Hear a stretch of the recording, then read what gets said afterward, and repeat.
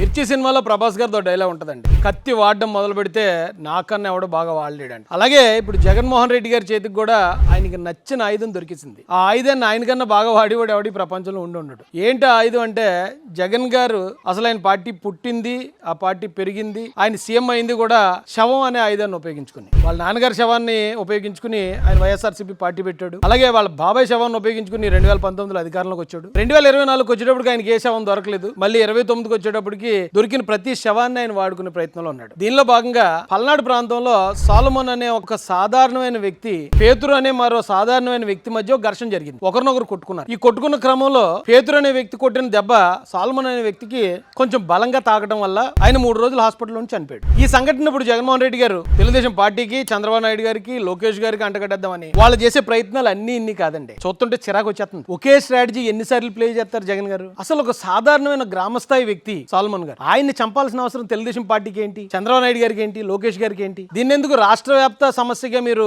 కులాలను రెచ్చగొట్టడానికి ఎందుకు ప్రయత్నిస్తారు నాకైతే అర్థం కాలే. అయితే వైసీపీలో మిమ్మల్ని నమ్మి కొంతమంది గొర్రెలు ఉంటే ఉండొచ్చు, ఇది నిజంగా రాష్ట్ర స్థాయి సమస్య అని మీరు ఇచ్చే బిల్డప్లు, ఎలివేషన్లు చూసి వాళ్ళు నమ్మితే నమ్మొచ్చు, కానీ మిగిలిన ప్రజలందరూ చీకొడుతున్నారు కదా మిమ్మల్ని. గతంలో మీరు సీఎంగా ఉన్నప్పుడు మీ ఎమ్మెల్యేలు, ఎమ్మెల్సీలు, మీ మంత్రులు అడ్డదిడ్డంగా నేరాలు చేశారు. హత్య చేసిన అవినాష్ రెడ్డి గారిని మీరు ఎప్పుడు శిక్షించలేదు. హత్య చేసిన అనంతబాబుని మీరు ఎప్పుడు శిక్షించలేదు. బట్లిప్పుకుని తిరిగిన గోరెంట్ల మాధవ్ని మీరు ఎప్పుడు మాట్లాడలేదు. ఇలా మీ నాయకులందరినీ మీరు ఎప్పటికప్పుడు ఎంకరేజ్ చేసుకుంటూ వచ్చిన మీరు ఈ రోజు ఎక్కడో ఇద్దరు వ్యక్తుల మధ్యలో జరిగిన ఘర్షణ తీసుకొచ్చి మీరు చంద్రబాబు నాయుడు గారి మీద బురద వేసేద్దాం, లోకేష్ గారిని బదనాం చేసేద్దాం అంటే ఆంధ్ర వాళ్ళు ఏమన్నా తెర్రోళ్ళకి కనపడుతున్నారు ఏంటండి మీకు? అయినా నా తెలియగడుతాను జగన్ గారు, మీ కారు కింద పడి లింగయ్య అనే వ్యక్తి చనిపోతే, ఒక దళితుడు చనిపోతే ఆయన ఇంకా బ్రతికుండగానే ఒక కుక్కని ఈడ్చినట్టు బయటికి ఈడ్పించిన మీరు ఈ రోజు దళితుల మీద ప్రేమ ఉన్నట్టు నటిస్తే నమ్మే ఎదవెవడున్నాడండి ఈ రాష్ట్రంలో? అయితే ఈ శవం అనేది జగన్ గారి ఆయుధం కాబట్టి ఆ ఆయుధాన్ని ఎలాగైనా వాడేద్దాం అనుకుంటాడు. ఎందుకంటే గతంలో రషీద్ అనే ఒక వ్యక్తి, వాళ్ళ ఇద్దరు మధ్యలో జరిగిన గొడవని రషీద్ అనే వ్యక్తి చనిపోతే